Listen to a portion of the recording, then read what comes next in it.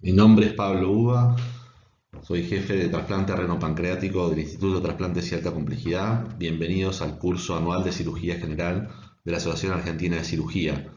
Hoy vamos a hablar de trasplante renopancreático y vamos a iniciar con un caso clínico que después vamos a resolver sobre el final. Un paciente de 25 años de edad con antecedentes de diabetes tipo 1 desde los 3 años en tratamiento con insulina. Como complicaciones crónicas de la diabetes presenta retinopatía, nefropatía en grado 2 y neuropatía autonómica, con gastroparesia y vejiga neurogénica. Tiene un regular control glucémico con episodios ocasionales de hipoglucemias, pero son hipoglucemias perceptivas, y presenta buena función cardiovascular. ¿Es este paciente candidato a trasplante de páncreas?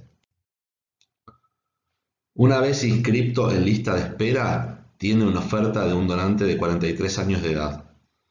Una causa de muerte, accidente cerebrovascular. Laboratorio normal, presenta un BMI de 32. El mantenimiento tiene bajas dosis de vasopresores. ¿Le parece un buen donante para un trasplante renopancreático? ¿Cómo define un donante ideal? Al momento del implante, el paciente no tiene antecedentes quirúrgicos abdominales. Recibe los órganos de un donante ideal con tiempo de isquemia corto. ¿Qué derivación exócrina elige? ¿Cuáles son las ventajas y las desventajas de su elección?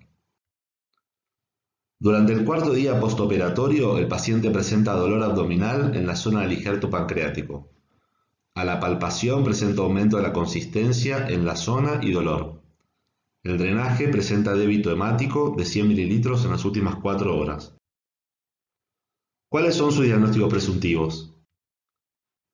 ¿Qué estudios de diagnóstico por imágenes recomienda? Bien, vamos a empezar la clase de trasplante renopáncreas hablando de los tipos de trasplante que existen. Existen 3 modalidades de trasplante de páncreas. El trasplante simultáneo de riñón y páncreas, SPK de la sigla en inglés, el trasplante de páncreas después de un trasplante renal o el trasplante de páncreas aislado. Como ven en el gráfico del Registro Internacional de Trasplante de Páncreas, en verde, la modalidad de trasplante simultáneo de riñón y páncreas es la más común, más o menos un 80%. Le siguen la modalidad de trasplante de riñón, de páncreas después de riñón o de páncreas aislado. ¿Cuáles son las indicaciones del trasplante de páncreas? Bien, los objetivos del trasplante de páncreas para el tratamiento de la diabetes tipo 1 y en algunos casos seleccionados de diabetes tipo 2. Corregir las anormalidades metabólicas de la diabetes. Liberar al paciente del uso de la insulina. Mejorar la calidad de vida. Mejorar la expectativa de vida del paciente comparado primero con pacientes diabéticos que reciben un trasplante renal o que permanecen en diálisis. Como nosotros le decimos a los pacientes, la idea es que se dejen de enfermar de diabetes mientras dura el trasplante pancreático. O sea, prevenir, detener, enlentecer o en algunos casos revertir las complicaciones crónicas secundarias de la diabetes. Sin embargo, los riesgos del trasplante de páncreas, que son una cirugía mayor y una inmunosupresión crónica, comparado con la aplicación de insulina, resultan en la balanza más riesgosos. Sin embargo, cuando un paciente diabético que necesita por falla renal un trasplante renal, se enfrenta a pasar por esos mismos riesgos, una cirugía mayor, la del trasplante renal y la inmunosupresión crónica. Es este el momento entonces en que esos riesgos que eran mayores a la insulina se compensan por el trasplante renal y es el momento para ofrecerle un trasplante doble. Aquí entonces el trasplante se beneficia en la balanza contra el tratamiento estándar de la diabetes y es el momento de ofrecer el trasplante simultáneo. La indicación entonces del trasplante simultáneo de riñón y páncreas para un paciente con diabetes tipo 1 en nefropatía de estadio terminal en diálisis, o la ley nos permite incluirlo en lista con un clearance de creatinina menos de 30 mililitros por minuto. Esta indicación es reconocida por la Asociación Americana de Diabetes como el tratamiento de elección para pacientes con diabetes tipo 1 e insuficiencia renal crónica. La segunda modalidad entonces es el trasplante de páncreas después de un trasplante renal. A veces el paciente ya recibió el trasplante renal previamente y se puede beneficiar del trasplante pancreático porque recibe la misma inmunosupresión, o a veces se planifica que reciba un trasplante primero renal con donante vivo para evitar la espera en lista y segundo, a continuación, un trasplante de páncreas. Como indicación vamos a pedir que el paciente esté libre de rechazo agudo en los últimos 6 meses y que tenga una función renal estable. Finalmente existe el trasplante de páncreas aislado. Habíamos dicho que en general es en una situación en donde los riesgos eran mayores que los beneficios. Pero hay algunos pacientes sin nefropatía que se benefician del trasplante de páncreas aislado. Son los pacientes especialmente que tienen diabetes lábil. Esto es hipoglucemias inadvertidas, requieren ser rescatados por terceros, deterioro severo de la calidad de vida e internaciones frecuentes por descompensaciones por la cetoacidosis o las hipoglucemias. En general, la edad del receptor son pacientes jóvenes, menos de 40 años.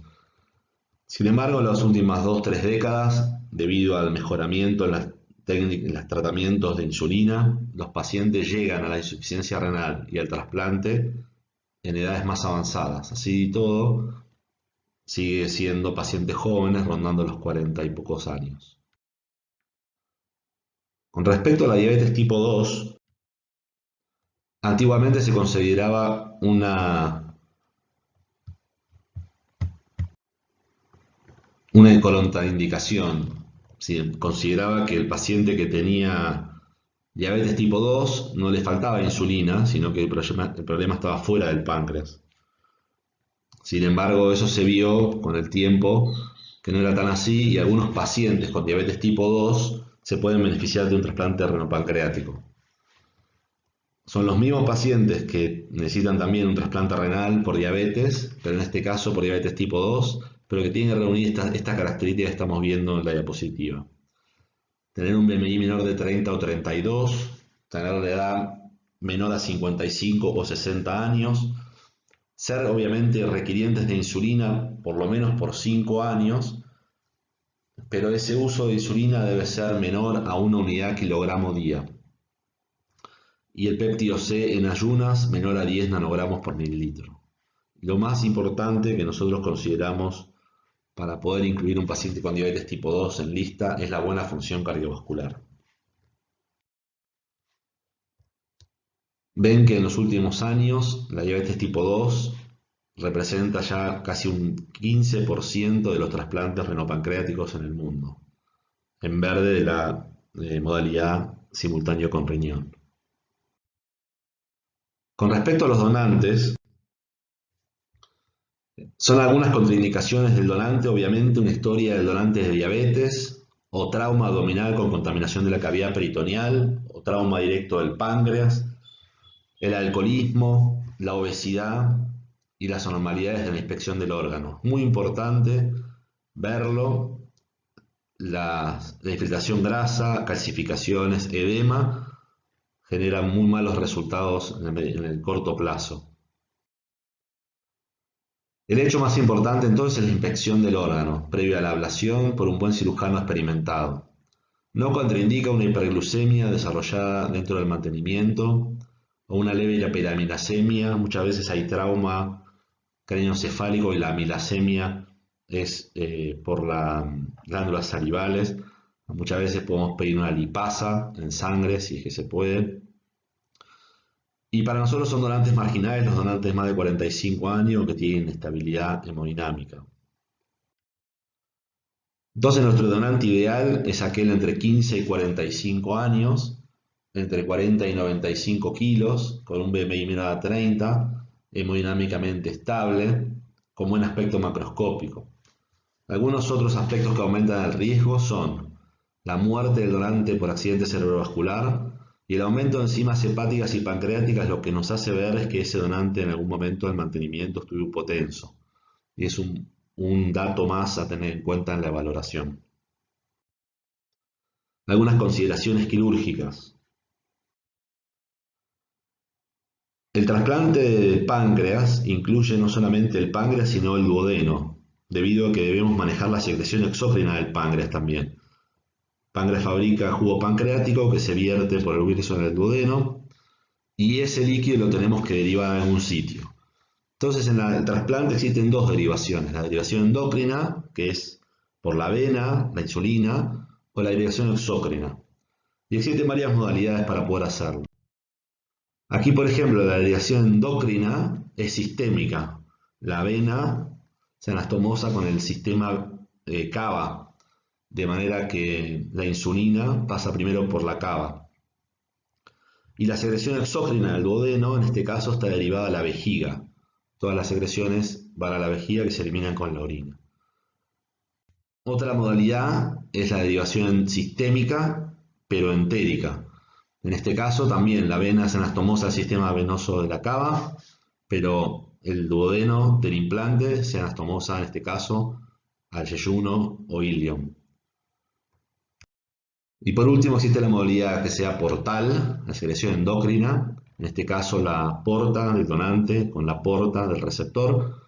Tiene el beneficio de generar el primer paso hepático y ser más fisiológico, sin embargo no se vieron mejoras en el metabolismo de los pacientes con esta técnica y como es un poco más compleja se usa menos. Ahora, siempre que se hace portal, por la posición del páncreas debe hacerse derivación entérica. Como ven, la derivación pancreática intestinal que comenzó en los 90 se hizo popular y hoy por hoy representa más del 90% de los implantes en todo el mundo. Vamos a hablar de las complicaciones.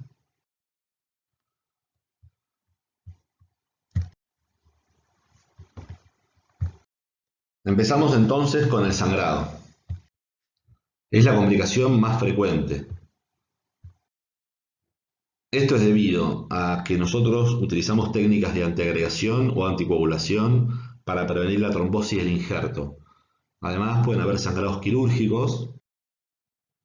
La prevención, obviamente, lo más importante es realizar una prolija hemostasia en el trasplante.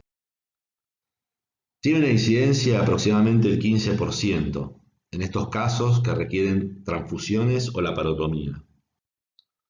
Se presenta con dolor abdominal, aumento del débito hemático por los drenajes, puede tener elevación de enzimas pancreáticas y puede haber repercusión hemodinámica.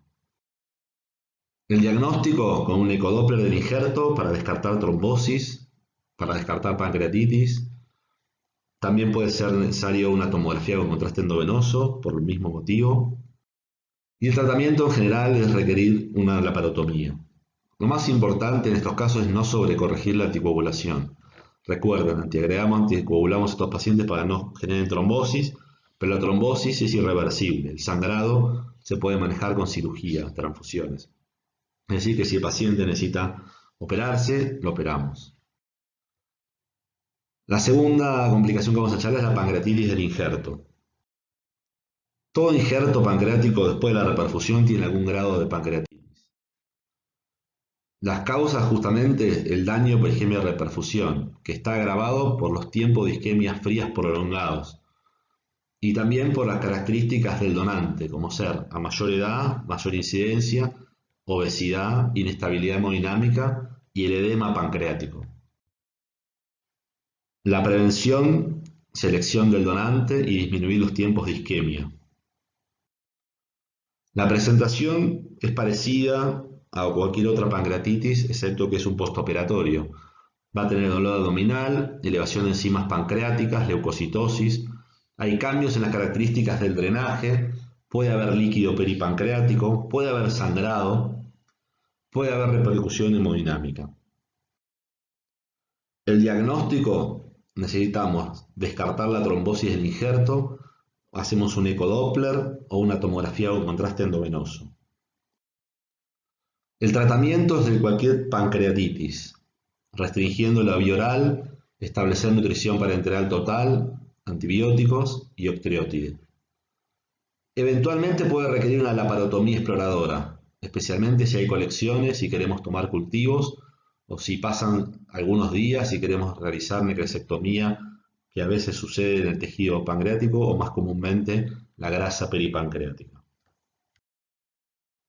Aquí tenemos una imagen de una pancreatitis por reperfusión incipiente en el mismo momento de la reperfusión con citoesteatonecrosis leve. Y aquí una imagen de una pancreatitis más importante, necrohemorrágica, con focos de necrosis y hemorragias.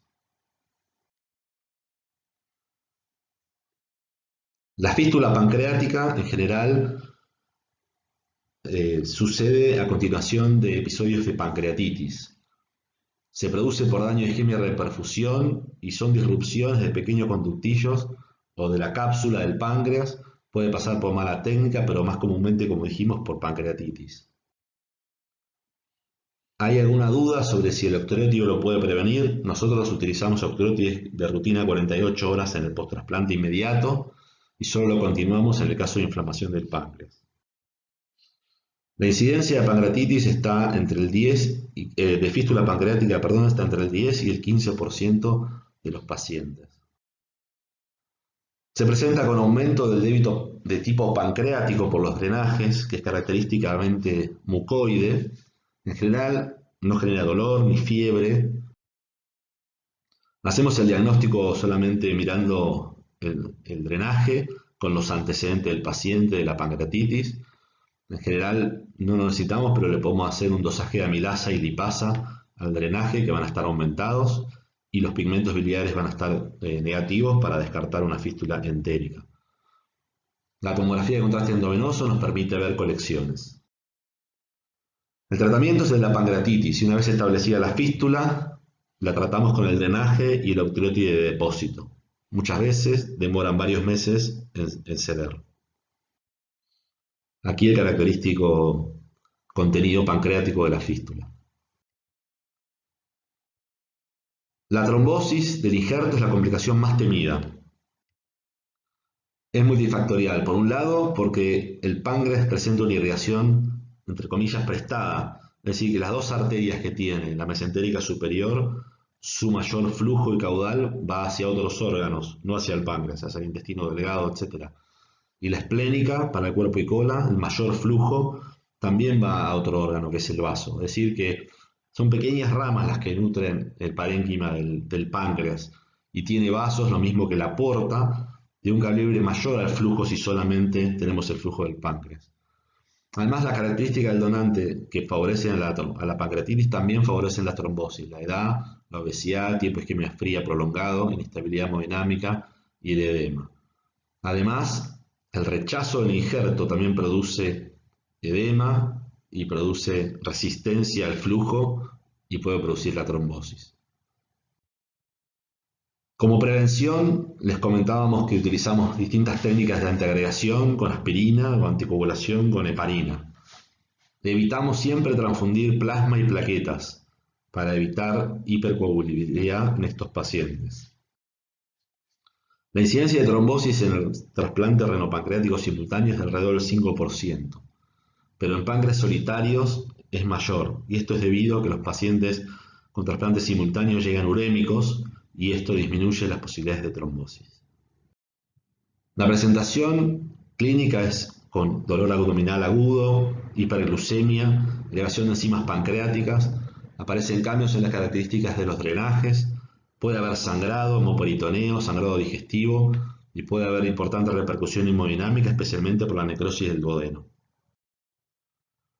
El diagnóstico es por ecografía Doppler del injerto, donde se ve ausencia de flujo en el parénquima, o con una tomografía de contraste endovenoso.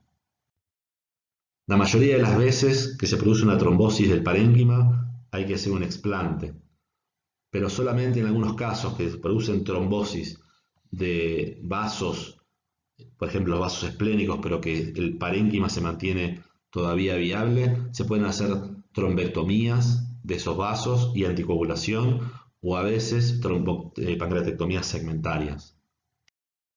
Aquí, por ejemplo, una trombosis de un vaso, del vaso esplénico, arteria esplénica. Realizamos la trombectomía y anticoagulación. Sin embargo, cuando lo que está es trombosado toda la arteria, En este caso se produce una necrosis isquémica y necesitamos hacer el trasplante. O cuando hay una trombosis de la vena, en este caso se produce una trombosis por coagulación, necrosis por coagulación, y también es necesario un explante. Con respecto a las infecciones abdominales o colecciones, las causas son hematomas infectados, fístulas, contaminación de la cavidad. La presentación clínica típica es con fiebre y dolor abdominal. El diagnóstico ayuda a una tomografía con contraste endovenoso. El tratamiento generalmente quirúrgico, con cirugía abierta o drenaje percutáneo y antibióticos. Las complicaciones relacionadas al drenaje vesical constituyen infecciones urinarias a repetición, acidosis metabólica, deshidratación, hematuria, todo esto por el jugo pancreático en la vejiga. Pueden haber pancreatitis por reflujo, uretritis y diversas lesiones del tracto urinario inferior que en su conjunto llevan a la necesidad de una conversión a derivación entérica del primer año cerca del 15 a 20%. Las derivadas del drenaje entérico, la hemorragia digestiva, en general el tratamiento médico con eventual transfusión, pero puede requerir una laparotomía exploradora. La obstrucción intestinal se presenta con un hilio mecánico, habitualmente necesita resolución quirúrgica. La fístula adenoyeyunal es grave, su repercusión hemodinámica es importante porque es una peritonitis en un paciente inmunosuprimido. Puede ser lateral o puede ser IRUX, que sería una fístula de contenido pancreático, pero siempre está contaminada.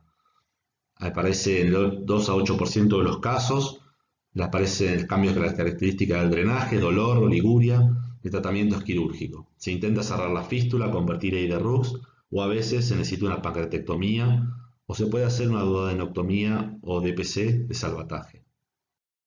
Aquí, por ejemplo, el orificio de una fístula duodeno-yeyunal. Los resultados del trasplante de páncreas, según el Registro Internacional de Trasplante, la supervivencia del paciente al año ronda el 98% al 95%. La supervivencia del injerto pancreático al año para las tres modalidades está cercana al 90%, pero fíjense que es mayor en el simultáneo que en las dos modalidades de páncreas solitario.